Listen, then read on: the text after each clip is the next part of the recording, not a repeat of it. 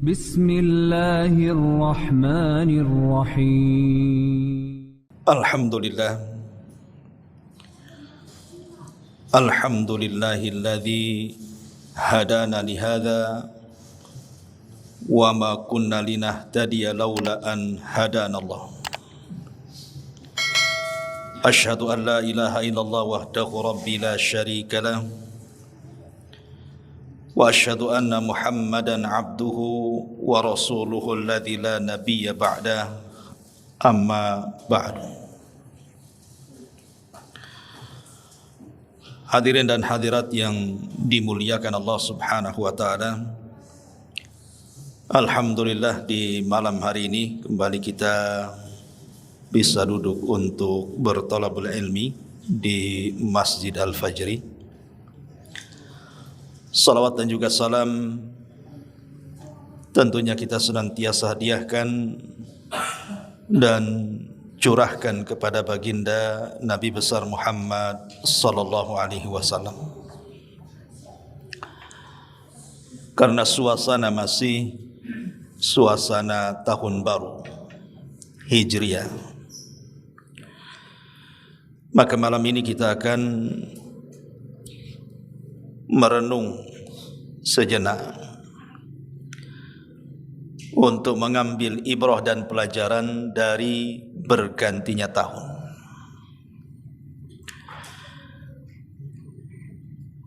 Ma'asyiral muslimin yang dimuliakan Allah Azza wa Jalla,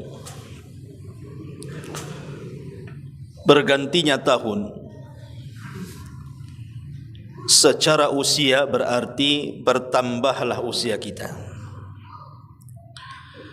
tetapi secara umur maka berkuranglah umur kita. Tetapi banyak orang yang tidak memahami bahwa setiap pergantian tahun itu hakikatnya mengurangi usia, sehingga mereka tidak paham bahwa dia telah dekat usianya, maknanya sudah dekat akan berjumpa dengan Allah Azza wa Jalla. Dari sini Abdullah ibn Mas'ud radhiyallahu an, Abdullah ibn Mas'ud radhiyallahu an, seorang turjumanul Quran atau seorang yang pakar dalam Al-Quran. Beliau mengatakan, ma nadimtu ala syai'in nadami ala yaumin gharabat syamsuhu naqasa fihi ajali wa lam yazid fihi amali. Kata Abdullah ibn Mas'ud radhiyallahu anhu mengatakan, tidaklah aku menyesal akan sesuatu daripada penyesalanku atas satu hari yang terbit matahari di situ sementara berkurang ajalku dan tidak pernah menambah amalanku. Lihat bagaimana Abdullah ibn Mas'ud mengatakan, tidak ada sesuatu yang aku sesali daripada satu hari yang matahari terbit di situ makin berkuranglah usiaku atau ajalku sementara tidak bertambah pula amalanku. Itulah para sahabat Nabi SAW menjadikan waktu itu penting bagi mereka.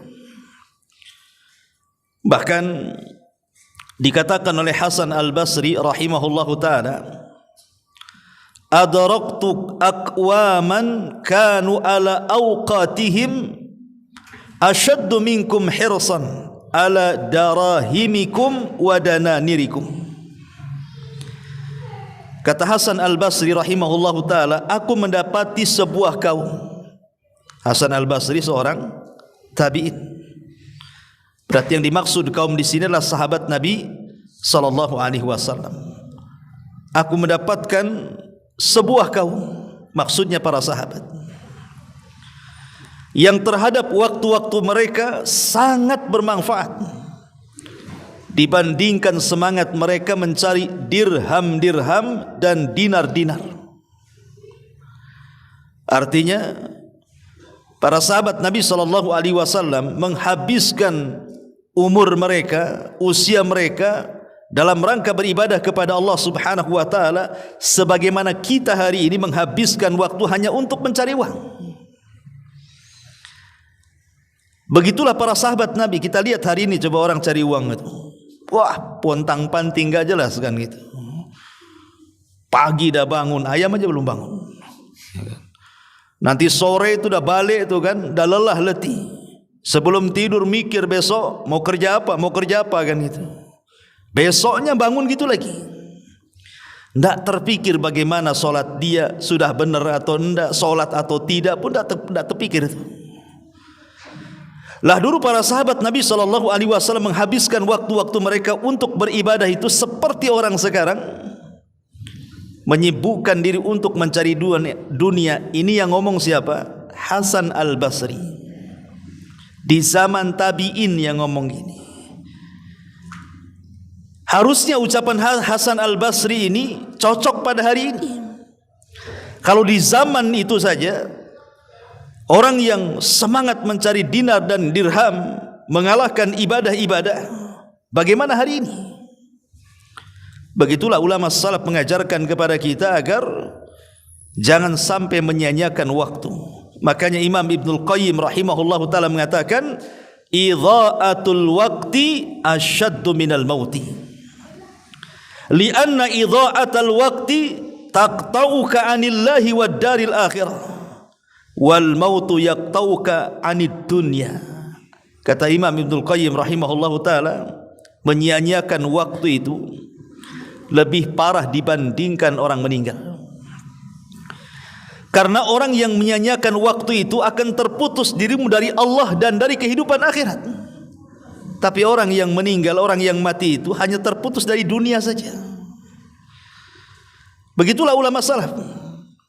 Makanya kenapa kalau kita melihat ada 4 perkara yang harus antum pahami, kenapa waktu itu begitu penting bagi seorang mukmin. Pertama, karena Al-Quranul Karim menjadikan waktu itu selalu dijadikan sumpah oleh Allah Subhanahu wa taala. Wal-laili idza yaghsha, demi malam. Wan-nahari, demi siang. Wad-duha, demi waktu duha. Wal-fajri, demi waktu fajar. Wal-asri, demi waktu asar.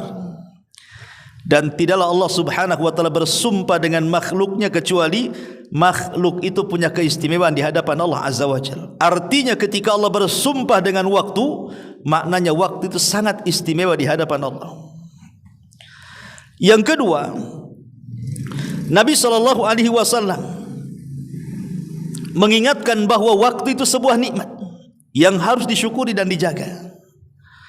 Sehingga Nabi SAW sampai mewanti-wanti dalam sabdanya, ni'matani maghbunun fihima kathiru minan nas. 2 nikmat kata Rasul yang suka dilupakan kebanyakan manusia. Kemudian Rasul mengatakan as-sihhatu wal faragh, kesehatan dan waktu luang. Waktu Rasul menyebutnya nikmat.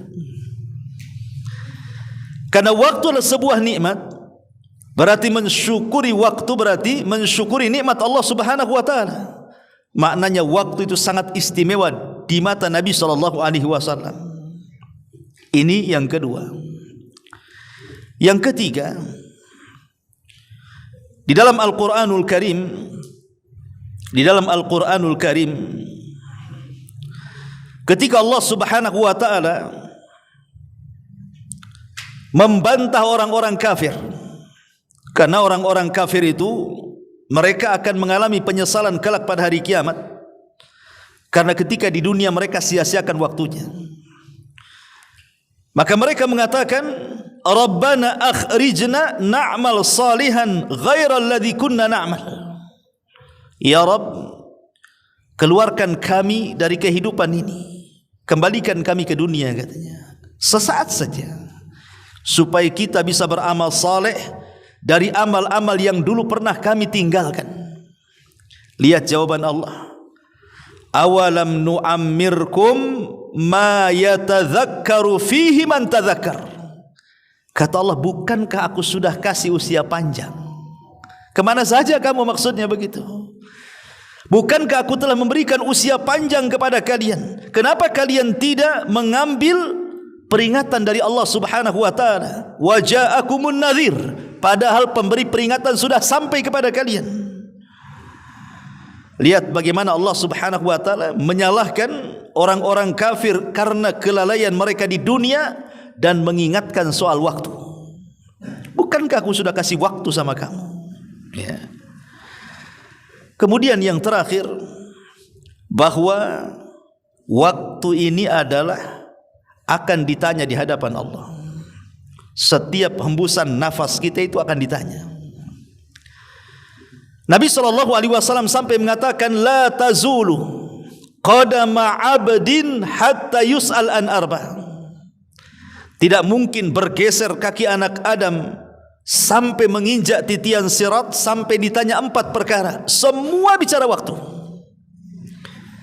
Pertama, an umrihi fi ma'afna, tentang umurnya, kemana kau habiskan. Umur bicara waktu. Yang kedua, wa an syababihi fi ma'abla, masa mudamu, kemana kau lampiaskan. Masa muda bicara tentang waktu.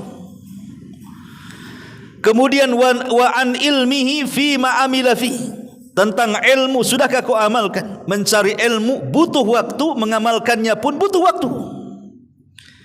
Wa an malihi min aina iktasabahu wa fima anfaqahu, dan hartanya kemana kau dapat, dari mana kau dapat, kemana pula kau belanjakan. Mencari harta butuh waktu, ikhwan, dan membelanjakan pun butuh waktu. Artinya bahwa 4 perkara ini bicara soal waktu, dan 4-empatnya akan ditanya. Ditanya di hadapan Allah untuk mempertanggungjawabkan semuanya. Masalahnya, ikhwan, kalau kita cerita tentang waktu, ada 4 perkara juga yang harus antum pahami. Pertama, waktu itu qasir. Waktu itu teramat sangat pendek bagi kita. Memang kalau kita melihat sejarah dari zaman Adam diturunkan ke bumi sampai hari ini akan terjadi kiamat. Kita bicara tentang umur dunia, akan ada kiamatnya. Artinya dunia ini fana. Tetapi dunia yang fana, yang pendek ini, yang ada batasnya ini, akan lebih pendek lagi kalau seandainya dihitung dengan umur manusia. Kalau seandainya di antara kita di usia 30 tahun meninggal dunia, ya dunia bagi dia 30 tahun sajalah.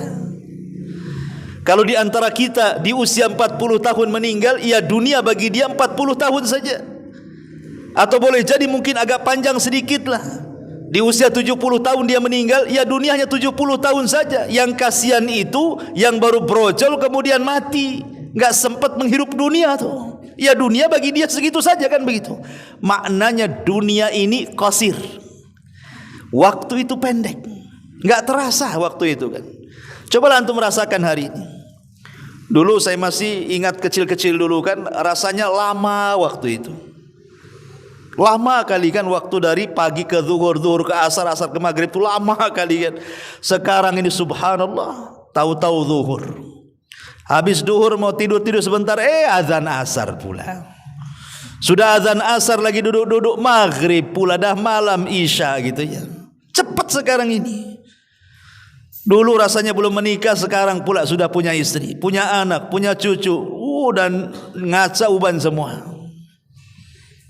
Dari sini menunjukkan bahwa waktu itu pendek dan mendekati kiamat itu makin cepat, ya. Kemudian yang kedua yang harus dipahami, selain waktu itu adalah sesuatu yang pendek bagi manusia, di mana akan bergerak dengan cepat,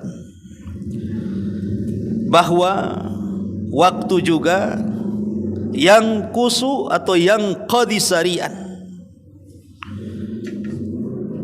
juga berjalan dengan sangat cepat sekali. Sudah pendek, cepat, ya. Kemudian yang lebih parah lagi adalah annal waqta la yaud. Dan waktu yang sudah berlalu tidak mungkin kembali, itu masalahnya. Sudah pendek, pertama, kedua cepat, ketiga tidak bisa pula diputar lagi. Makanya ada seorang penyair Arab mengatakan, laitas syabab ya'udu yauman. Nanti seseorang yang kemudian sudah tua, dia berangan-angan ingin muda kembali. Mustahil lah orang ingin muda kembali. Makanya ada dua perkara yang sangat ditakuti manusia itu. Satu, kematian. Dan dua, ketuaan biasanya. Padahal Buya Hamka mengatakan bahwa orang yang takut kematian itu adalah kebodohan. Karena setakut-takutnya orang akan kematian itu pasti dia mati. Bagaimanapun antum takut kematian, pasti antum mati. Karena kematian itu kan tidak melihat orang, ikhwan. Kematian itu tidak melihat orang. Kematian itu akan menyasar kepada siapa saja. Apakah anda seorang pejabat, apakah anda orang kaya, apakah anda orang sehat, apakah anda orang muda, semua sama. Kematian itu semua, anak bayi aja bisa mati. Jadi tidak perlu ditakutkan kematian itu, pasti kita akan mati. Walaupun kan kita hanya sekedar antrian mati saja. Kemarin si Anu, sekarang tak tahu hari ini. Malam ini tak tahu pula siapa kan itu. Kan tidak ada yang tahu kematian itu. Siapa yang tahu kematian, ikhwan? Tidak ada. Karena ulama mengatakan bahwa kematian itu adalah sirrullahi azza wa jal, rahasia Allah. Kematian itu rahasia Allah. Allah rahasiakan. Kenapa Allah rahasiakan? Supaya kita persiapan. Sebab kalau seandainya kematian itu ada pemberitaan, ada pemberitahuan, ya ada enaknya ada tidak kan gitu. Enaknya apa? Persiapan lah antum kan itu. Kalau umpamanya antum ditakdirkan sudah tahu nih, usia antum 60, sekarang sudah 40, kan masih ada lah kan gitu 20 tahun antum bisa persiapan tuh.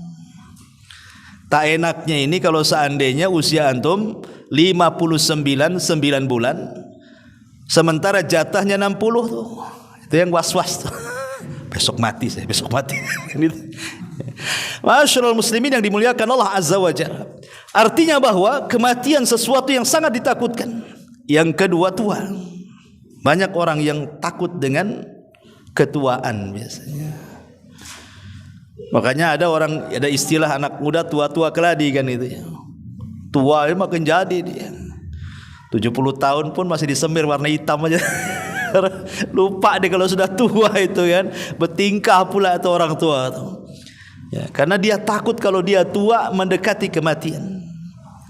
Ma'asyiral muslimin yang dimuliakan Allah Azza wa Jalla. Jadi waktu itu tidak mungkin kembali.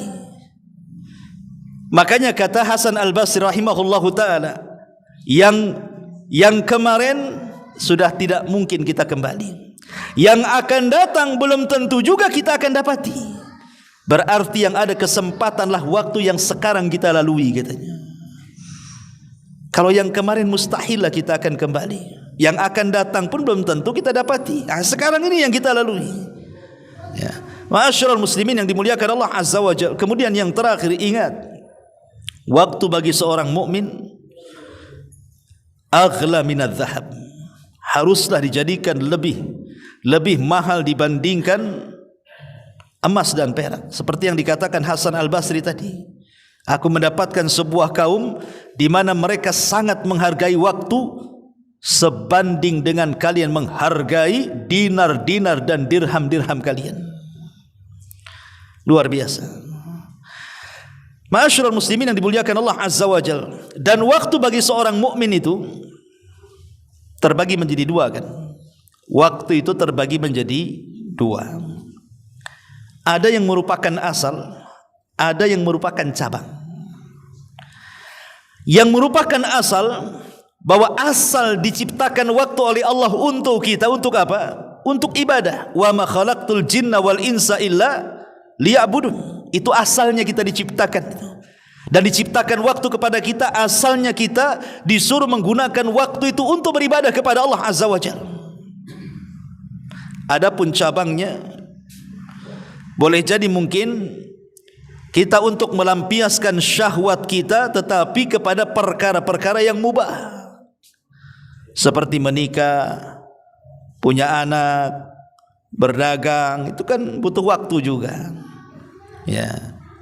Masalahnya sekarang ini kita justru mementingkan cabang dan melupakan asal. Harusnya kan asal dulu. Asal kita diciptakan dan juga Allah berikan waktu kepada kita itu untuk ibadah. Itu asalnya. Adapun cabangnya kemudian kita habiskan waktu dengan perkara-perkara mubah. Jangan cerita haram, perkara-perkara mubah dulu. Dengan menikah, dengan punya anak, dengan ngobrol sana, ngobrol sini, berkawan, jalan sana, jalan sini, kuliner dan lain sebagainya. Anggaplah yang mudah-mudah. Tapi kebalikannya justru hari ini justru yang cabang dijadikan asal, yang asal pula dijadikan cabang. Kita lupa bahwa waktu yang Allah berikan kepada kita untuk beribadah, tetapi yang kita ingat cabangnya, kita gunakan waktu untuk perkara-perkara yang tidak ada faedahnya. Apalagi kemudian sampai menghabiskan waktu-waktu yang diharamkan Allah Azza wa Jalla. Semua akan dipertanggungjawabkan di hadapan Allah Azza wa Jalla. Ma'asyiral muslimin wal muslimat rahimani wa rahmakumullah. Lalu apa maknanya? Saya cerita tentang keutamaan waktu dan juga pentingnya sebuah waktu bagi seorang mukmin ini. Karena pergantian tahun yang kita lalui dari kemarin tahun 1444 Hijriah dan sekarang menjadi 1445 Hijriah. Artinya jangan sampai kemudian tahun ini tidak lebih baik daripada tahun kemarin. Al-Imam Ghazali rahimahullahu ta'ala mengatakan, man kana yaumuhu khairan min amsihi fahuwa rabih, wa man kana yaumuhu misla amsihi fahuwa khasir, wa man kana yaumuhu syarran min amsihi fahuwa halik. Apa kata Imam Ghazali? Siapa yang hari ini lebih baik daripada hari kemarin, beruntunglah dia. Siapa yang hari ini sama saja dengan hari kemarin, rugilah dia. Siapa yang hari ini lebih buruk dibandingkan hari kemarin, binasalah dia. Lihat bagaimana dalamnya perkataan Imam Ghazali ini. Siapa yang hari ini lebih baik dibandingkan hari kemarin, berarti orang beruntung dia. Artinya dia bisa mengambil pelajaran dari waktu yang sudah berlalu bagi dia. Siapa yang hari ini sama saja, enggak ada perubahan, yang enggak menambah kebaikannya, enggak menambah pula keburukannya, sama saja begitu aktivitasnya, maka rugi dia, karena dia tidak bisa mengambil pelajaran dalam hidupnya tuh. Berjalannya waktu artinya kan, kalau orang naik kuda balap ikhwan, tentu semakin dekat dengan finish itu akan semakin cepat memacu supaya dapat juara. Artinya ketika bertambahnya waktu, kemudian berkurangnya usia kita, dekatnya dengan ajal, harusnya akan semakin dipacu tuh. Ya. Kalau sama saja apa bedanya? Makanya kemudian Imam Ghazali mengatakan, wa man kana yaumuhu syarran min amsihi fahuwa halik. Barang siapa yang hari ini justru lebih jelek kondisinya dibandingkan hari kemarin, binasa orang ini. Maka dari sini ikhwatu fiddin, doa yang selalu dilupakan oleh kita. Harusnya ketika pergantian tahun baru kita katakan apa? Allahumma ij'al yaumana khairan min amsina, waj'al ghadana khairan min yaumina, wa ahsin akibatana fil umuri kulliha, wa ajirna min khizyid dunya wa adzabil akhirah. Begitulah para ulama mengajarkan doa kepada kita. Ya Allah, jadikan hari ini tahun baru lebih baik daripada tahun kemarin. Ya Allah, jadikan besok lebih baik daripada hari ini.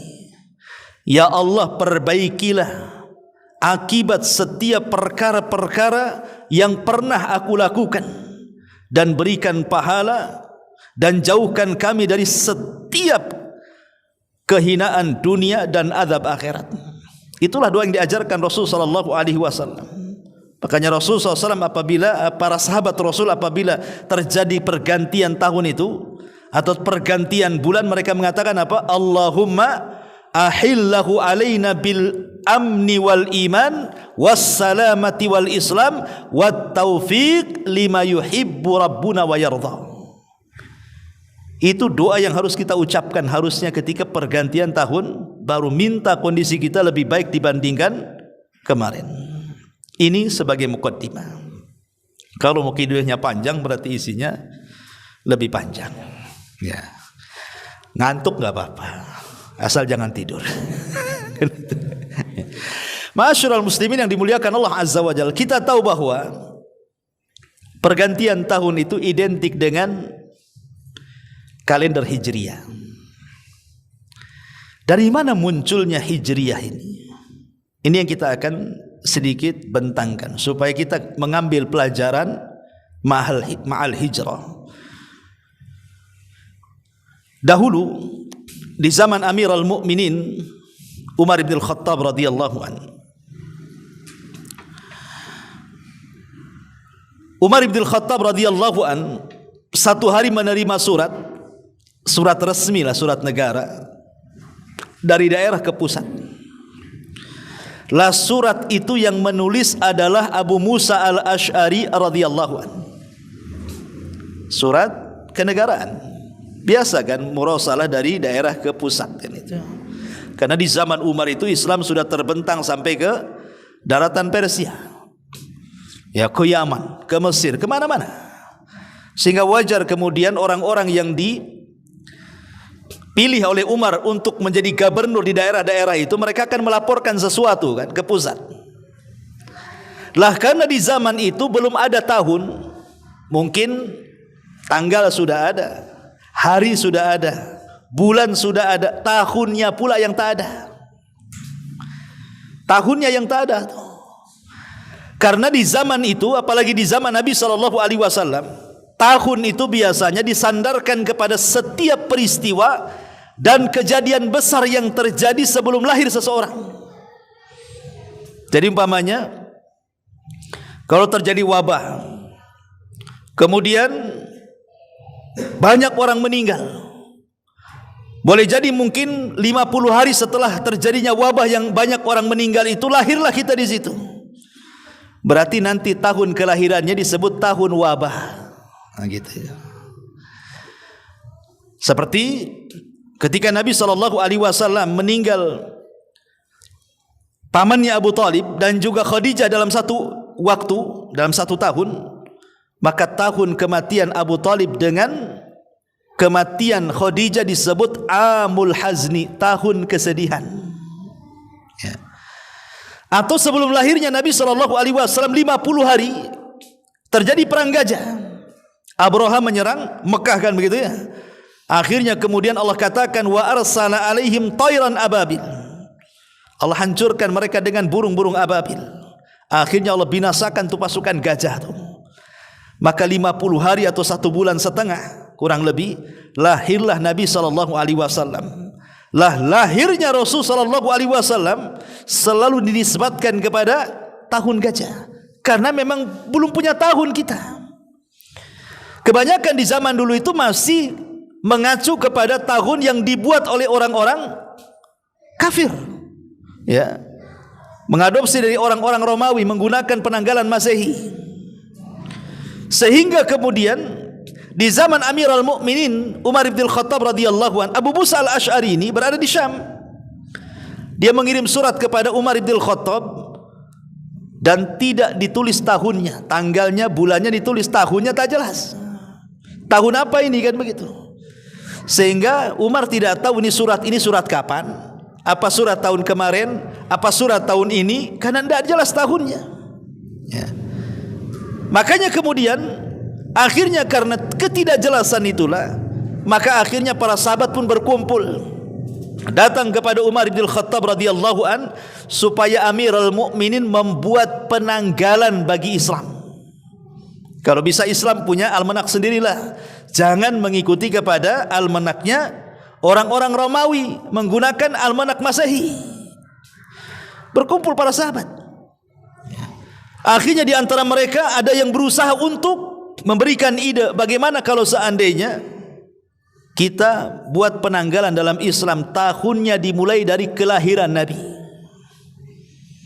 Tapi Umar bin Khattab radhiyallahu an kayaknya kurang setuju, maka ditolak pendapat itu. Kemudian akhirnya diajukan bagaimana kalau seandainya dimulai daripada turunnya wahyu, nuzulul Quran. Tapi Umar pun nampaknya tidak setuju. Coba kalau seandainya dari nuzulul Quran, kan nanti tahunnya bukan tahun Hijriah tapi tahun nuzulul Quran. 1 nuzulul Quran, 2 nuzulul Quran, kan begitu ya? Ya. Atau kalau dari kelahiran Rasul jadi 1 maulid, 2 maulid gitu ya. Kemudian sebagian mereka mengatakan bagaimana kalau seandainya dari kematian Rasul saja. Tapi Umar bin Khattab juga kayaknya kurang setuju. Coba kalau dari kematian Nabi SAW, itu bukan tahunnya bukan 1 Hijriah, itu jadi 1 takziah jadinya. Ya, takziah orang mati kan sedih aja kan. Nggak ada orang bahagia lagi. Mungkin kalau dari kelahiran Rasul nggak ada tuh main petasan tuh. Ya, pergantian tahun tuh nggak ada orang makan-makan, yang ada nangis aja kan. Kan ini tahun baru takziah ini kan. Orang mati ini jangan dirayakan kan itu ya. Akhirnya kemudian Ali bin Abi Thalib radhiyallahu anhu mengatakan Utsman bin Affan memberikan ide bagaimana kalau diambil dari hijrahnya Nabi. Dan ada yang mengatakan itu pendapat Umar sendiri. Alasannya kenapa? Karena hijrah itu adalah farraqat bainal haqqi wal batil. Umar setuju. Kenapa Umar setuju dengan hijrah Nabi? Kata Umar radhiyallahu an, karena hijrah itu membedakan antara hak dan yang batil. Farraqat bainal haqq wal batil. Karena dengan hijrah itu terpisahkan mana yang hak, mana yang batil. Di mana dulu kaum muslimin tertindas di kota Madinah, di kota Mekah, setelah hijrah ke kota Madinah menjadi berkuasa, merdeka. Ketika di Mekah mereka tidak bisa mengamalkan ibadah sesuka mereka, kan begitu, karena mereka akan dirongrong oleh penduduk Mekah. Tapi ketika sampai kemudian di kota Madinah, mereka beribadah sebebas-bebasnya mereka. Di Mekah kaum muslimin tertindas. Ketika di Madinah mereka kuat dan bisa menyerbu balik. Akhirnya terjadi Fathu Mekah. Di Mekah tidak punya negara, di Madinah akhirnya punya negara walaupun berbasis kota. Di Mekah tidak bisa melancarkan Islam sesuka hati, tapi di Madinah Rasul bisa menyebarkan Islam ke seantero dunia. Disuratinya Raja Romawi Herakli, disuratinya Raja Persia Kisra, disuratinya Muqawqis yang ada di Mesir, sampai ke Ethiopia Najasyi, kan itu ya. Sampai akhirnya Islam berkembang dari kota kecil Madinah Al-Munawwarah sampai ke seantero dunia, sampai ke Masjid Al-Fajri. Ya kan? Ini faedah hijrah namanya. Makanya Umar senang tuh dengan kalimat hijrah. Aku setuju. Kita ambil dari hijrahnya Nabi. Makanya kita kenal 1 Hijriah, 2 Hijriah, 3 Hijriah, sekarang sudah 1445 Hijriah. Artinya sudah 14 abad kita berpisah dengan Nabi SAW. Masalahnya sering saya ulang-ulang ikhwan, terjadinya hijrah Nabi SAW, biar antum paham, itu di bulan Rabiul Awal. Rabiul Awal itu terjadi 3 peristiwa besar dalam sejarah. Kalau kita masuk di bulan Rabiul Awal, kita diingatkan dengan 3 sejarah. Pertama, lahirnya Rasul. Yang kedua, hijrahnya Rasul. Yang ketiga, wafatnya Rasul. 3-tiganya terjadi di Rabiul Awal. Seolah-olah bulan Rabiul Awal ini menyingkat sejarah awal, tengah, akhir. Lahir, hijrah, wafat.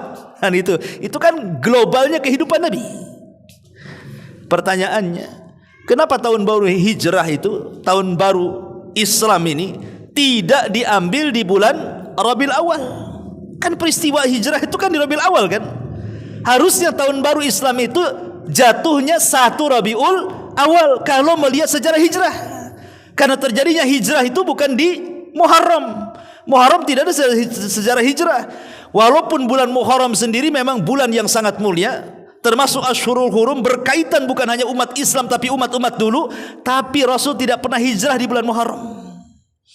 Rasul itu hijrah di bulan Rabiul Awal. Kenapa tidak 1 Rabiul Awal, tahun baru Islam itu? Kenapa 1 Muharram? Ini kan pertanyaannya. Ma'asyiral muslimin yang dimuliakan Allah Azza wa Jalla, sebenarnya semua kembali kepada ijtihad, karena tidak ada dalilnya baik Quran ataupun sunnah. Dan 1 Muharram ini ijtihadnya Umar bin Khattab radhiyallahu anhu. Tentu ada alasannya. Kenapa Umar memilih 1 Muharram? Ya. Karena untuk memberikan informasi sebuah keputusan yang disidangkan paripurna kalau zaman sekarang, karena kan yang rapat kan presiden, Umar, menteri-menteri yang rapat kan, ya samalah dengan sidang paripurna kan itu. Cuman kan skalanya kan kecil gitu ya. Jadi untuk menyebarkan informasi putusan bahwa kita sepakat orang Islam harus punya penanggalan sendiri, tidak perlu mengekor kepada Romawi ataupun Persia ataupun kepada agama-agama di luar Islam, susah untuk menyampaikan ini. Kalau seandainya kemudian disebarkan, pamannya saya utus kamu sebarkan di sana, mungkin jalan dari Madinah ke Syam aja bisa sebulan, belum lagi masuk kampung-kampungan, repot kan itu ya. Akhirnya Umar radhiyallahu mengatakan, biar tidak repot memberitakan bahwa Islam sudah punya penanggalan, nunggu musim haji. Kalau musim haji itu tidak perlu diundang, orang datang sendiri. Orang mau haji kan dari seantero dunia pasti orang haji. Ya. Di zaman Umar radhiyallahu pasti dari mana-mana pasti akan ada orang haji sebagai perwakilan dari daerah-daerah kan.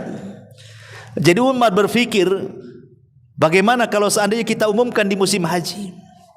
Dan musim haji itu di awal dari Syawal, kemudian Dzulqa'dah dan Dzulhijjah. Itu namanya Asyurul Hajj, namanya bulan-bulan haji. Orang berangkat dari Syawal, kemudian pelaksanaannya di bulan Dzulhijjah.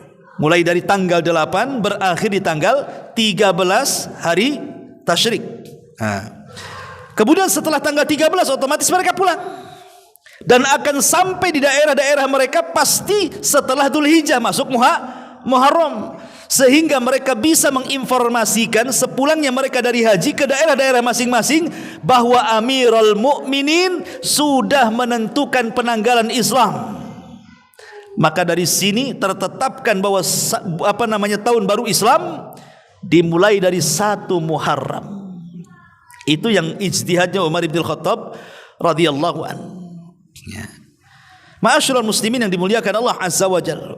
Baik, kalau kita sudah tahu siapa yang menciptakan penanggalan Islam pertama kali, maka kita katakan Amirul Mukminin Umar bin Khattab radhiyallahu anhu. Dalam rangka apa? Tentu tidak lain dalam rangka menyelisihi orang-orang kafir, dan itu bentuk kejayaan Islam. Dan lebih pas lagi, memang Umar bin Khattab radhiyallahu cerdas orangnya.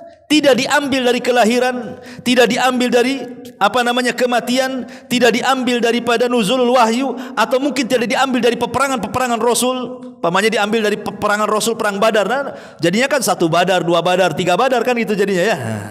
Tapi diambil dari hijrah memang sudah pas. Kenapa? Karena banyak pelajaran yang kita bisa petik dari hijrahnya Nabi SAW. Sedikit kita akan cerita hijrah. Ya. Ma'asyiral muslimin yang dimuliakan Allah Subhanahu wa taala. Hijrah ini sebenarnya bukan hanya dilakukan Nabi kita Muhammad SAW saja, tidak. Sejak dulu hijrah itu sudah ada. Seperti hijrahnya Ibrahim dari Irak menuju Palestina. Karena sudah tidak bisa berdakwah di Irak kan, ngelawan Namrud tidak bisa. Terpaksa harus mencari daerah baru. Kemudian hijrahnya Lut dari Sodom ke Palestina. Ya. Hijrahnya Nabi Musa dari Mesir ke Madian. Banyak para nabi dahulu itu sudah berhijrah. Termasuk juga Nabi kita Muhammad SAW. Bahkan hijrahnya Nabi kita ini akhtarul hijrah, kata para ulama. Sebahaya-bahaya hijrah dibandingkan Lut, dibandingkan Ibrahim, dibandingkan Musa. Sebahaya-bahaya hijrah itu adalah hijrahnya Nabi SAW. Ma'asyiral muslimin yang dimuliakan Allah Azza wa Jalla, diawali Nabi SAW melihat para sahabat yang hari-hari mendapatkan siksaan orang-orang Quraisy ini luar biasa. Dari siksaan lisan dengan ejekan-ejekan sampai kepada fisik, sampai kepada nyawa. Seperti keluarga Ammar bin Yasir kan dipantai itu oleh Abu Jahal. Kemudian Bilal disiksa. Kemudian Khabbab bin Arat disiksa, dan banyak para sahabat yang kemudian tidak lepas daripada siksaan-siksaan orang-orang Quraisy, belum lagi ejekan. Maka Nabi SAW memerintahkan, karena ketika itu belum ada tempat yang Allah perintahkan secara khusus untuk hijrah, maka Nabi SAW beristihad, kayaknya kalau sahabat ini hijrah ke Ethiopia itu lebih baik. Kenapa? Karena di Ethiopia itu ada raja walaupun dia Nasrani tapi adil, namanya Ashama ibn Afjur atau dikenal dengan Najasyi. Maka sahabat pun kemudian hijrah pertama kali ke Habasyah, hanya berapa belas orang. Kemudian sempat pulang ke Madinah dan melakukan hijrah kedua kalinya dan membawa puluhan orang, lebih banyak lagi. Baru setelah kemudian Allah Subhanahu wa taala mengizinkan Rasul untuk hijrah, dan Allah sudah menentukan tempat hijrah di mana seluruh kaum muslimin harus hijrah ke tempat itu. Maksudnya Madinah Munawwarah. Jadi diriwayatkan satu hari Abu Bakar Siddiq radhiyallahu an ini ingin hijrah bersama para sahabatnya ke Habasyah. Karena kan dilihat banyak para sahabat yang kemudian mereka hijrah ke Habasyah. Jadi adalah keinginan Abu Bakar untuk hijrah. Sudah dibawa perbekalan di atas unta gitu ya. Kemudian uangnya sudah dibawa semua. Berjalanlah Abu Bakar di atas untanya mengarah ke Habasyah. Tiba-tiba kemudian di tengah jalan dihadang oleh tokoh Arab namanya Ibnu Diginah. Kata Ibn Diginah, dia mengatakan, wahai Abu Bakar, hendak kemana kau pergi? Kata Abu Bakar, aku ingin beribadah dengan tenang dan aku akan tinggalkan Mekah, karena penduduknya mereka membenci diriku dan dakwahku. Maka Ibn Diginah mengatakan, ya Abu Bakar, orang sepertimu tidak layak keluar dan tidak layak dikeluarkan dari Mekah, karena engkau orang baik, engkau suka menjamu tamu, lisanmu juga jujur. Dipuji habis sama Ibn Diginah ini. Akhirnya kata Ibn Diginah, sudah kau balik lagi ke Mekah, aku yang menjamin kamu, siapapun tidak boleh menyentuh kamu, katanya. Akhirnya Abu Bakar pulang lagi karena rayuan Ibn Diginah. Ibn Diginah ini musyrik tetapi baik ya. Lah akhirnya Abu Bakar Siddiq radhiyallahu anhu membuat masjid ataupun musola di luar rumah. Kemudian kalau malam dia sholat di situ, dan kalau dia sholat disaksikan oleh orang-orang musyrik itu ya. Jadi orang-orang musyrik pembesar-pembesarnya ini merasa kecewa, kenapa Abu Bakar kok bisa ibadah di luar rumah, kemudian dibacakan Quran, nanti bagaimana kalau orang-orang yang nonton itu terpengaruh, kan begitu. Harusnya dia sholat di luar, dalam rumah lah, ngapain di luar rumah, katanya. Akhirnya proteslah orang-orang ini, pembesar-pembesar Quraisy ini datang kepada Ibn Diginah. Akhirnya Ibn Diginah menegur Abu Bakar sampai 3 kali, tapi Abu Bakar mengatakan, tidak, aku ingin sholat di sini. Kalau engkau memang khawatir dengan kondisiku, wahai Ibn Diginah, aku cabut perlindunganmu kepadaku dan aku hanya meminta perlindungan kepada Allah Subhanahu wa taala. Kalau sekelas Abu Bakar Siddiq radhiyallahu anhu sudah tidak nyaman hidup di Mekah, dan dia orang yang dekat dengan Nabi sallallahu alaihi wasallam, makanya dari situlah kemudian Allah Subhanahu wa taala memerintahkan Rasul untuk hijrah ke kota Madinah. Diizinkan hijrah. Kenapa dipilih kota Madinah? Ya, kenapa mesti kota Madinah? Pertama karena ketika Nabi sallallahu alaihi wasallam kedatangan jemaah haji dari Yathrib atau Madinah, kemudian mereka tertarik masuk Islam, kemudian mereka pun melakukan pembayatan 2 kali yang disebut dengan Bai'ah Aqabah pertama dan Bai'ah Aqabah kedua. Akhirnya dikirimlah Mus'ab ibn Umair untuk berdakwah ke kota Yathrib. Berhasil, sampai 2 tokoh Yathrib masuk Islam, Sa'd ibn Ubadah dan Sa'd bin Mu'ad ya. Makanya kemudian Nabi SAW berpikir bahwa berdakwah di kota Madinah lebih asyik, lebih enak, lebih bisa menerima. Karena Rasul pernah hijrah juga ke Taif, ditolak orang-orang Taif. Ketika kemudian mendengar keberhasilan Mus'ab bin Umair, maka Rasul sallallahu alaihi wasallam menganggap bahwa Madinah adalah negeri yang layak untuk hijrah. Ditambah-tambah memang Allah Subhanahu wa taala merintahkan untuk hijrah ke Madinah. Maka dari situlah resmi bahwa Madinah tempat bertolak hijrah seluruh sahabat Rasul, baik yang dari Mekah ataupun yang dari Habasyah, disuruh gabung ke Madinah. Maka terjadilah hijrah di sini. Yang menarik di sini, ikhwan, dalam hijrah ini, semua yang terlibat dalam hijrah ini, tidak ada satupun sahabat Rasul kecuali Abu Bakar dan keluarganya. Seolah-olah hijrah ini pahalanya untuk siapa? Keluarga Abu Bakar. Ya. Karena tidak ada sahabat yang mengikuti hijrah Rasul, maksudnya berdua dengan Rasul atau menyediakan perbekalan Rasul atau ikut mentakhtid, musyawarah gimana jalannya harus kemana dan begitu seterusnya. Tidak ada kecuali Abu Bakar dan keluarganya. Pertama Abu Bakar yang menemani hijrah. Ya. Yang kedua Asma bintu Abi Bakar yang menyediakan makanannya. Kemudian yang ketiga Abdurrahman ibn Abi Bakar sebagai informannya. Kalau ada masalah-masalah maka langsung dihabarkan kepada Nabi SAW dan ayahnya Abu Bakar. Kemudian juga yang menjadi pengintainya adalah Amir ibn Fuhairah, seorang budak yang dimerdekakan Abu Bakar, disuruh menjadi penggembala kambing, mengikuti perjalanan dari belakang. Jadi kalau ada musuh, pergerakan musuh, dia akan kasih kode.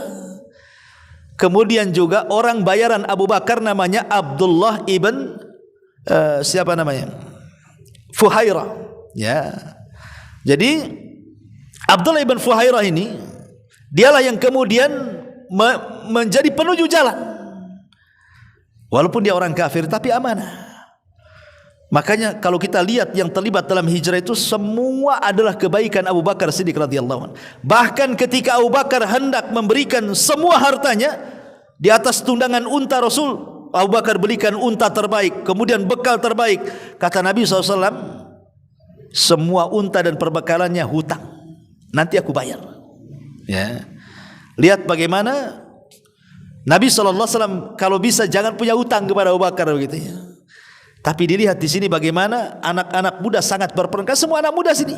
Abdurrahman anak muda, Asma anak muda, kemudian Amir ibn Fuhairah anak muda, kemudian Abdullah juga penunjuk jalan juga anak muda kan itu. Semua anak muda terlibat di sini. Jadi hijrah itu sebenarnya hakikatnya kebangkitan anak-anak muda. Kebangkitan anak-anak muda itulah kenapa kemudian momen hijrah ini banyak pelajaran yang luar biasa. Salah satunya adalah at-tadhiyah. Bagaimana Rasul, Abu Bakar dan para sahabat mereka mengajarkan kepada kita tentang pengorbanan. Ya, pengorbanan dan juga al-isar, kata para ulama, at-tadhiyatu wal-isar. At-tadhiyah pengorbanan orang-orang muhajirin, dan isar adalah pengorbanan orang-orang Ansar. Maksudnya pengorbanan orang-orang muhajirin termasuk Rasul, Abu Bakar dan seluruh para sahabat yang lainnya, mereka rela meninggalkan rumah mereka, meninggalkan keluarga mereka, meninggalkan usaha mereka, meninggalkan harta mereka, rumah mereka, tanah mereka, sebagiannya kemudian dijarah orang-orang kafir. Tidak ada masalah. Tetapi memperjuangkan Allah dan Rasulnya lebih berharga dibandingkan dunia. Ini kan kalau tidak ada pengorbanan tidak bisa orang hijrah, ikhwan. Enggak bisa orang hijrah itu. Macam mana antum saja umpamanya kan mikir nih mau nyekolahkan anak umpamanya jauh-jauh tuh. Kadang-kadang istri janganlah terlalu jauh, yang dekat-dekat sini aja. Enggak bisa kita berkorban. Ya kan? Susah kita berkorban itu. Jangankan itu gitu, sedekah sajalah gitu ya. Uang dompet banyak tuh. Isinya kadang-kadang ada 2-3 juta, tapi kalau kontak impak lewat, apa yang terjadi? Milihnya tuh lama kan. Merah lewat kan itu. Iya, hijau lewat. Yang gambar pedang pula yang ditarik. Gitu kan. Itu kadang-kadang pengorbanan kita ini agak sulit sedikit gitu ya. Dalam masalah-masalah sepele saja. Kadang kita ini naik motor kemana gitu kan. Nampaklah di tengah jalan itu ada batu. Untuk berhenti sejenak tuh, untuk ngambil batu kemudian disisihkan ke pinggir supaya orang nggak celaka, ndak juga lewat aja di situ. Itu yang kecil tuh. Atau mungkin punya tetangga ada yang sakit dan kita punya kendaraan, ya. Kadang-kadang dibiarin saja. Kita tidak tahu tetangga itu punya uang atau enggak untuk nyewa Gokar atau Gojek. Kadang-kadang kita cuek saja. Itu yang sakit-sakit tetangga, bodoh amat katanya. Kan gitu ya kadang-kadang. Itu disitulah kekurangan kita. Yang remeh temeh saja kadang-kadang tidak bisa kita lakukan. Mau hijrah seperti para sahabat, nggak yakin kita kan itu. Apalagi mental kita gitu yang hubud dunya wa karahiyatul maut ini kan. Mau diajak hijrah mikir tuh rumah baru dibangun ini. Masa ditinggal kan? Ini tanah ini baru diurus sertifikatnya mau diambil. Enak kali kan gitu. Nggak bisa ya. Tapi lihat para sahabat itu memang dari sini juga makanya ada hikmah yang luar biasa. Bagaimana para sahabat Nabi SAW itu mereka meyakini bahwa nilai badan, harta, keluarga, dunia tidak lebih mulia dibandingkan agama. Itulah kesimpulannya. Ya, ma'asyiral muslimin yang dimuliakan Allah Azza wa Jalla. Kemudian singkat cerita, Nabi SAW ketika pagi-pagi buta datang ke rumah Abu Bakar. Kemudian sampailah siang hari dan orang Arab itu tidak pernah keluar di siang hari. Kemudian masuk ke rumah Abu Bakar membisikkan bahwa dia akan hijrah. Maka Abu Bakar mengatakan as-suhbatu ya Rasul. Rasul izinkan aku menemani wahai Rasul. Kata Rasul SAW, as-suhbatu ya Abu Bakar. Ya, kau akan menemaniku. Ketika itu Abu Bakar menangis. Kata Aisyah radhiyallahu anha, sungguh aku tidak pernah melihat orang dalam satu waktu bahagia dan dia bisa menangis kecuali ketika aku melihat ayahku Abu Bakar menangis, katanya. Lah Rasul itu ketika mau ngomong seperti itu agak segan karena di ruangan itu ada dua putri Abu Bakar, Asma dan Aisyah. Ya, kata Rasul, keluar, ini empat mata masalahnya. Kata Abu Bakar, biarkan, mereka anak-anakku. Masalahnya Abu Bakar itu kan punya ayah namanya Abu Kuhafa, orangnya sudah tua, renta dan buta dan belum masuk Islam. Mendengar bahwa Abu Bakar itu membawa seluruh hartanya untuk mendanai hijrahnya Nabi SAW, sempat dia marah. Dia panggil Asma dan mengatakan, ya Asma, apakah ayahmu Abu Bakar itu membawa emasnya? Karena ingat Abu Bakar itu kan dikenal dengan tajirul zahab. Dia pedagang emas. Bisnisnya Abu Bakar itu pedagang emas, tajirul zahab. Jadi Abu Kuhafa ngomong, apa emas-emasnya dibawa semua sama anakku, katanya. Wahai Fatimah cerdas. Diambilnya karung, diisinya batu, kemudian diletakkan di depannya Abu Kuhafa. Namanya Abu Kuhafa ini kan buta. Dirabakan, nah tengok emasnya masih banyak, katanya. Padahal isinya batu koral. Kan itu kan dibohongi sama Asma kan gitu ya. Nah, akhirnya kemudian Abu Bakar dan Nabi SAW pun hijrah, tapi tidak pernah meninggalkan Mekah selama 3 hari. Sengaja Nabi tidak langsung ke kota Madinah, tapi Nabi SAW memang dengan Abu Bakar itu sudah merancang sedemikian rupa gitu ya, supaya tidak diketahui, tidak dikejar dan tidak didapati oleh orang-orang musyrik. Dan ini menunjukkan apa? Puncak daripada tawakal. Tawakal itu tidak harus dengan doa melulu, tidak, tetapi harus mengambil akhdhu bil asbab, ya, mencari sebab, ya. Nabi pun harus mencari sebab. Jalannya kemana, bagaimana supaya tidak dikejar, sembunyi di mana, kira-kira aman, semua diperhitungkan tuh. Makanya kalau antum kemudian usaha, sudah berdoa kepada Allah, kemudian dirancang secara matang, pasti akan berhasil. Ya kalaupun tidak berhasil ya sudah nasib lah gitu. Kan itu ya. Tapi umumnya kalau sudah dirancang sedemikian rupa, kemudian tawakal kepada Allah, insya Allah pasti berhasil. Kadang-kadang kita ini modal ada, tawakal tak ada, ya kan?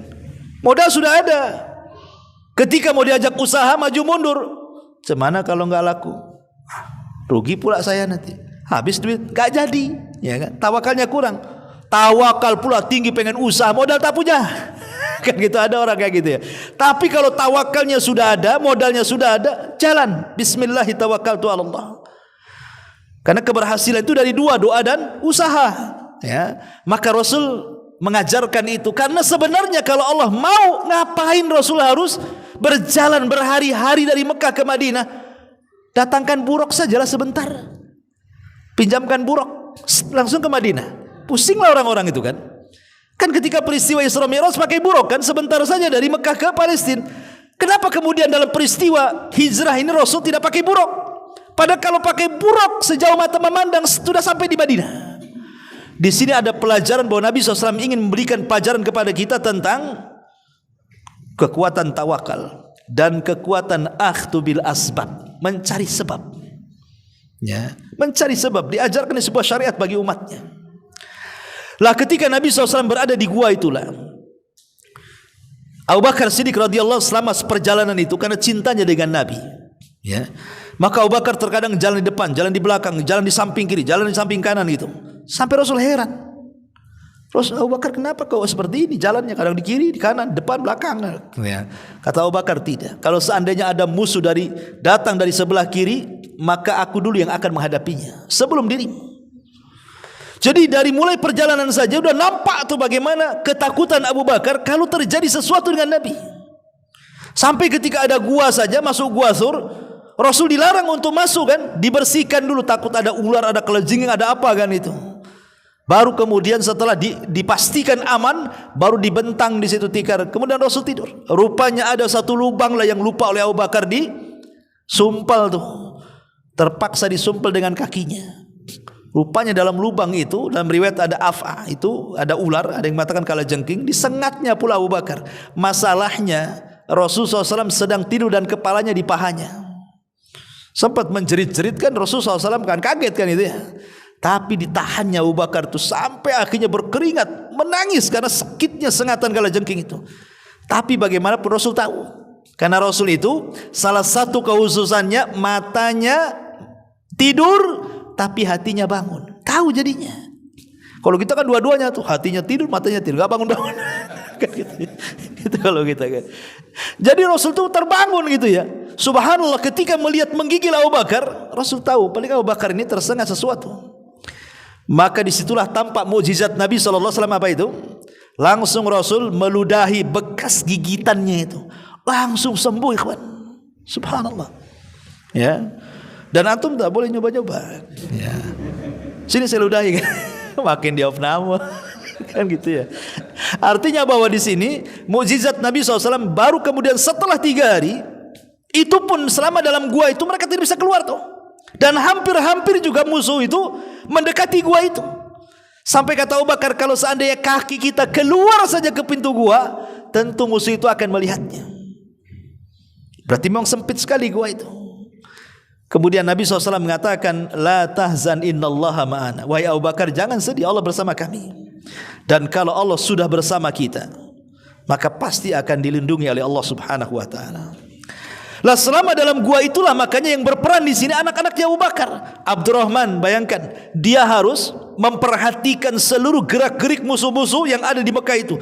Karena ketika kemudian orang-orang itu mendengar banyak para sahabat Nabi SAW yang sudah hijrah, malam ini 10 orang, besok 15 orang, besok 20 orang, besok 3 orang. Dengarlah orang-orang musyrik ini bahwa banyak pengikut Rasul itu pada pergi sedikit-sedikit dari Mekah ke Madinah. Ini kalau dibiarkan ini bahaya. Akhirnya Abu Jahal CS ini buat rapat di sebuah tempat namanya Darun Nadwa. Celakanya iblis pula hadir di situ. Iblis hadir di situ. Tasyakul, beralih rupa seperti orang tua dari Najd. Pura-pura ikut rapat. Bayangkan kalau rapat ada iblisnya, kacau enggak tuh? Pasti kacau lah kan gitu ya. Akhirnya kemudian masing-masing kemudian memberikan ide kan. Tapi idenya akhirnya yang diterima idenya Abu Jahal dan mengatakan, malam ini kita akan bunuh si Muhammad. Orang mengatakan, ya Abu Jahal, kalau kita bunuh si Muhammad, bangkit nanti orang-orang Quraisy itu, kita akan perang saudara. Ya, kata Abu Jahal, gampang itu. Kita kan ada 18 kabilah. Masing-masing kabilah kita kirim anak-anak muda terbaik, bantai sama-sama. Mau kisah sama siapa? Melawan 18 kabilah, ujung-ujungnya bayar diat. Kita kasih 100 ekor unta. Selesai. Kata iblis, sodaqta, aku benar. Aku ikut pendapatmu. Mau bayangkan, iblis saya ikut pendapat Abu Jahal, coba kan. Bukan dibalik kan begitu. Akhirnya betul malam itu dikerahkan anak-anak muda terbaik dari 18 kabilah untuk menyerbu Nabi. Lah Nabi SAW itu sedang berada di rumahnya. Maka dia mengatakan kepada Ali radhiyallahu an, ya Ali, nim ala firasi, kau tidur di tempat tidurku, dan pakailah selimut yang biasa ku pakai supaya orang-orang menyangka itu aku. Ya, bayangkan. Dan Ali radhiyallahu an sangat setia dengan Rasul walaupun dia masih muda. Dia menyerahkan nyawanya karena bisa saja rumah itu dibakar atau dihujani panah dan begitu seterusnya. Tapi betul-betul Rasul menjanjikan kepada Ali, tidurlah kau di tempatku, selimutlah dengan selimutku, tidak akan terjadi sesuatu padamu. Itu janji Nabi. Pertanyaannya, kenapa mesti Ali? Kenapa tidak Abu Bakar saja? Dan kenapa Ali tidak protes? Ya Rasul, anak kan masih muda, kenapa harus saya? Kenapa enggak si Umar saja atau siapa kan yang udah tua-tua yang dekat dengan tanah tuh? Enggak juga. Tetap dia cinta dengan Allah dan Rasulnya, siap mengorbankan jiwanya. Ini anak muda luar biasa tuh. Ali bin Abi Thalib radhiyallahu anhu. Lah ketika kemudian betul-betul sudah dikepung, maka Jibril datang memberitahu bahwa musuh sudah ada di sekitar rumahmu. Kau keluar, ambil debu, terbangkan ke langit. Akhirnya Rasulullah SAW keluar dari rumah itu, diambilnya debu, kemudian dilempar ke langit. Datang angin menghampas semua rambut-rambut orang-orang yang sedang meningkar itu, rumah Rasul itu. Tiba-tiba muncul kantuk, karena sebagiannya terkena matanya, ngantuk, akhirnya tidur. Lah Rasul dengan leluasa keluar. Makanya turun surah Yasin ketika itu. Ya, faja'alna min baini aydihim saddan wa min khalfihim saddan fa aghshaynahum wa hum la yubsirun. Kami tutup pandangan mereka. Ya. Sampai-sampai ayat ini, zaman dulu saya masih ingat tuh, kalau ingin nyuri katanya, biar enggak kelihatan, baca ayat ini katanya. Kacau pula tuh. Ya tetaplah kelihatan, ya kan, tangkap polisi kan itu. Jadi akhirnya Rasul dengan mukjizatnya bisa keluar tuh. Ketika kemudian anak-anak muda dari kabilah-kabilah yang lain baru datang itu, nanya kepada yang ngepung itu, ini sudah jam berapa? Kenapa kau tidak sergap si Muhammad itu? Kenapa masih duduk-duduk di sini? Mereka mengatakan, tadi ada debu, kemudian kami tidur dulu lah. Kan nampak juga kalau dia keluar katanya. Kemudian diutuslah salah seorang ngintip-ngintip di bilik-bilik itu, oh masih ada. Itu kan dia katanya. Padahal itu Ali. Ya. Sampai akhirnya datanglah Abu Jahal keesokan harinya, mendobrak rumah itu, rupanya tidak dapati Rasul, yang ada didapati Ali radhiyallahu an. Kata Abu Jahal, "Aina Muhammad? Di mana Muhammad?" Kata Ali, "Saya tidak tahu." Tamparnya Ali. Kemudian ditinggalkan. Kenapa Abu Jahal tidak membunuh Ali? Tidak bisa. Ali ini anak pembesar Arab, Abu Thalib. Ya ditampar pergi gitu saja. Akhirnya kemudian Abu Bakar naik ke Jabal Abi Kubais tuh, bukit yang tinggi.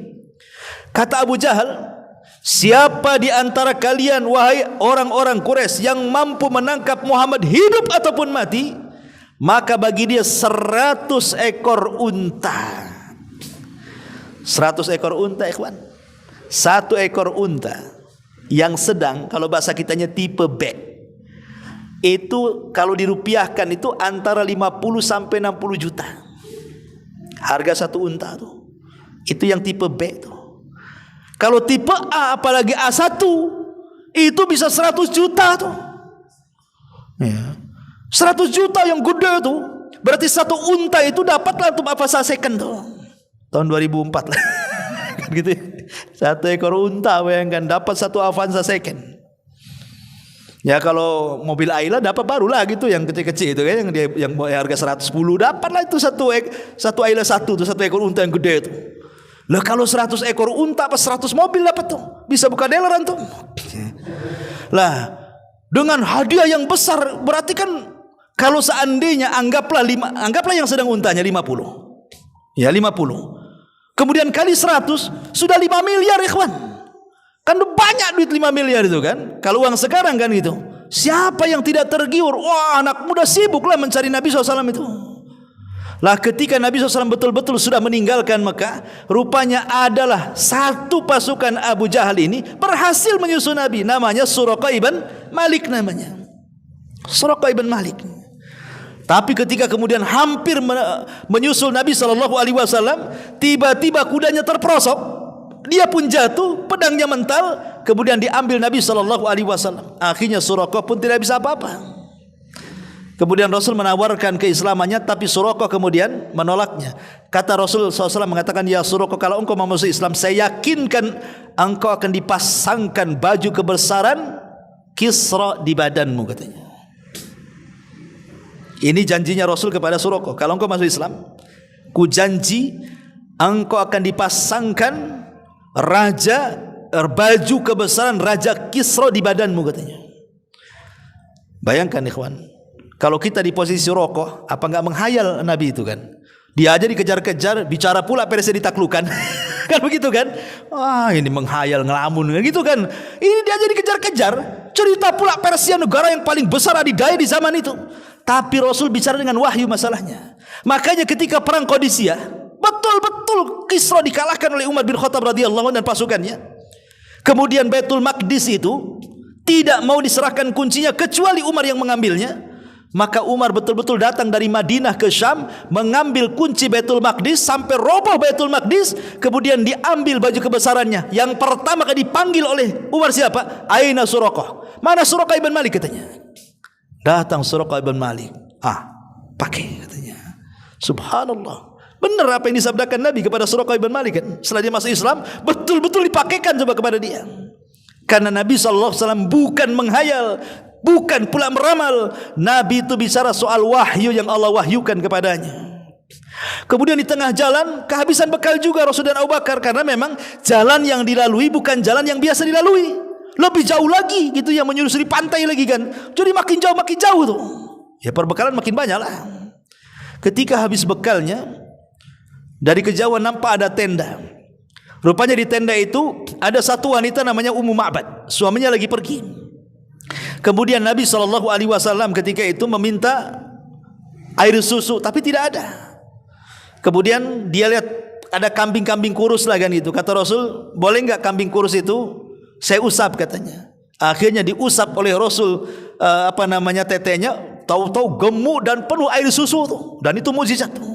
Tidak bisa antum melakukan. Antum mau ngoles-ngoles tetap aja enggak akan ada air susunya gitu ya. Jadi ketika kemudian betul-betul kemudian diperah air susu itu, dapat satu baskom, ikhwan. Kata Nabi SAW kepada Abu Bakar, wahai Abu Bakar, minum. Kata Abu Bakar, tidak. Bal anta ishrab, engkau saja wahai Rasul. Akhirnya Rasul minum. Setelah minum satu teguk, diserahkan kepada Abu Bakar. Minum wahai Abu Bakar. Kata Rasul, tidak. Bal anta ishrab, engkau saja wahai Rasul. Rasul meneguk lagi satu teguk. Kemudian ketiga kalinya, ishrab ya Abu Bakar. Minum wahai Abu Bakar. Kata Abu Bakar, tidak. Bal anta ishrab, bahkan engkau yang minum. Kemudian ketiga kalinya Rasul kayaknya haus gitu minum sampai ya orang haus klak-klak gitu ya kan. Apa kata Abu Bakar Siddiq radhiyallahu an? Ketika aku melihat Nabi SAW minum, hilanglah dahagaku, katanya. Dia belum minum, tapi sudah hilang dahaganya. Melihat orang lain minum, dia pula yang hilang dahaganya. Kira-kira nih kalau antum di posisi Abu Bakar, ketika haus ada orang minum, mungkin antum udah gelak-gelak, air belum masuk. Tapi udah kayaknya udah gelak-gelak, kayaknya kapan bagian saya, kapan giliran saya kan begitu ya. Tapi lihat Abu Bakar, rasa hausnya terkalahkan dengan kecintaan dan kebahagiaan karena Rasul minum dengan puas. Itu kan luar biasa tuh. Itu bisa dijadikan pelajaran bagaimana kecintaan Abu Bakar kepada Nabi SAW. Kemudian baru Rasulullah SAW pergi dan berhasil sampai di kota Madinah. Ketika sampai di kota Madinah, kita tahu bahwa tidak bisa dibedakan mana Rasul mana Abu Bakar. Ya, kadang kan sebagai bentuk tawaduknya Rasul kan gantian. Kadang Abu Bakar di atas unta, Rasul yang jalan. Kadang ya bola balik. Ya begitu. Kemudian juga dari kejauhan nampaknya Abu Bakar itulah Rasulullah. Sehingga Abu Bakar takut salah paham bahwa dia disangka Rasul karena orang Badar enggak kenal dia, dan belum juga berjumpa dengan Rasul kecuali beberapa orang. Akhirnya Abu Bakar pun ketika berjalan sengaja membuka sorbannya, kemudian meletakkan di kepala Nabi. Barulah orang tahu bahwa itulah Nabi dan satunya Abu Bakar. Sampai orang tidak kenal kan itu. Mana Nabi, mana Abu Bakar. Kalau sekarang enggak. Ya, baru RT udah tahu. RT. Ya, belum sebut namanya, saya RT sini katanya. RT sana tuh. Ya udah titelnya. Dulu orang sekarang kadang bangga dengan titelnya kan. Nabi SAW itu sampai ada orang Baduy. Orang Baduy itu, dia datang ke Madinah dan mengatakan, mana si anak putra daripada Abdul Muthalib itu? Mana si anak putra Abdul Muthalib? Maksudnya Nabi Muhammad SAW. Ya. Kata sahabat, yang itu katanya. Oh, yang itu katanya. Lihat bagaimana Arab Badui enggak kenal Nabi SAW. Karena Rasul itu dari segi pakaian sama dengan sahabat masalahnya. Sehingga mana Rasul mana sahabat tidak bisa dibedakan tuh. Oh. Kalau sekarang kan beda. Ya, kalau dalam satu kesatuan antara jenderal dengan yang pangkatnya palang pintu ini beda kan itu. Berapa bintangnya kan itu. Ya. Jadi di sini menunjukkan bahwa tawadhu'nya Nabi SAW, dan di antara pelajarannya di sini bagaimana keikhlasan yang diajarkan Rasul, sehingga hijrah ini menanamkan tawakal kuat, tauhid yang kuat untuk memperjuangkan li'la'i kalimatillah, untuk meninggikan kalimat Allah. Maka dengan hijrah ini akhirnya Rasul membuat masjid yang tadinya tidak punya masjid, dibuatnya masjid di Kubah, dan Masjid Nabawi didirikan di kota Madinah. Kemudian mempersaudarakan orang-orang Muhajirin dan Ansar. Kemudian juga Nabi SAW menanamkan kecintaan kepada Allah dan Rasulnya, sampai akhirnya tersebarlah Islam dan menjadi kekuatan besar. Maka ketika mendekati ajal Nabi SAW di tahun 9, Nabi SAW berhasil kemudian membebaskan kota Mekah. Maka di tahun itu terjadi Amul Wufud, ya, hari di mana dari kabilah-kabilah datang kepada Rasul dan mengislamkan diri-diri mereka, misdaq pembenaran firman Allah Subhanahu wa taala, "Idza jaa nasrullahi wal fath wa ra'aitan nas yadkhuluna fi dinillahi afwaja fasabbih bihamdi rabbika wastaghfir innahu kana tawwaba." Wallahu a'lam. Mudah-mudahan tahun baru ini bisa menjadi pelajaran bagi kita lebih baik dibandingkan tahun kemarin, dan fenomena hijrah Nabi SAW menjadikan ibrah dan pelajaran untuk lebih semangat lagi hijrah. Kalau hijrah dari Batam ke Madinah sudah tidak ada lagi, karena Rasul mengatakan la hijrata ba'dal fathi, tidak ada hijrah setelah Fatu Mekah. Tetapi hijrah dari yang baik, dari yang buruk ke yang baik gitu ya. Hijrah dari lingkungan yang kita tidak bisa mengamalkan sunnah kepada lingkungan yang bisa mengamalkan sunnah. Kemudian hijrah dari merubah akhlak yang tidak baik menjadi akhlak yang baik, maka itu akan senantiasa tegak sampai kiamat dibangkitkan. Itulah makna ma'al hijrah. Subhanakallah bihamdika asyhadu an la ilaha illa anta astaghfiruka wa atubu ilaik. Allahu ta'ala alam. Assalamualaikum warahmatullahi wabarakatuh.